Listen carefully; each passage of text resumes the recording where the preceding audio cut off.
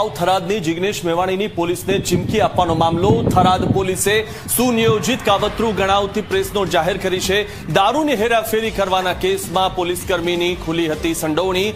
પોલીસકર્મીના પરિવાર સાથે એમએલએ નારા લગાવીને વિરોધ કર્યો. એમએલએ પોલીસ પર દબાણ લાવવાનું કૃત્ય કર્યાનો પ્રેસ નોટમાં ઉલ્લેખ છે. પોલીસની છબી ખરડીને લોકોને ઉશ્કેરવાનું કામ કર્યાનો પણ પ્રેસ નોટમાં ઉલ્લેખ છે. પોલીસ વિભાગ દ્વારા આ બાબતની ગંભીરતાપૂર્વક નોંધ લેવાઈ છે.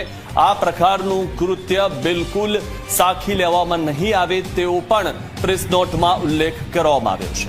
થરાદ ખાતે 21 તારીખે જે ઘટના બની, જે શરૂઆતમાં સભા થઈ અને સભામાંથી શિવનગરના રહીશો જે છે એ રેલી સ્વરૂપે ટોળા સ્વરૂપે પોલીસ સ્ટેશને આવ્યા.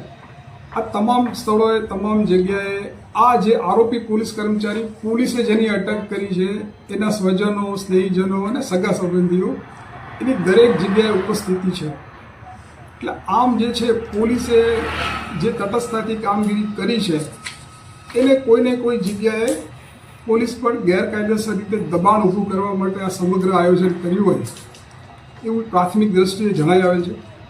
કોઈ પણ પરિસ્થિતિથી વાકેફ થયા વગર ધારાસભ્યજી ટોળા સ્વરૂપે અને કોઈ પણ પ્રકારની મંજૂરી વગર આ રીતે પોલીસ સ્ટેશન ખાતે ધરણા યોજી અને બેફામ સૂત્રોચ્ચાર કરેલો હતો, જે એક જનપ્રતિનિધિને શોભે એવું કાર્ય નહોતું.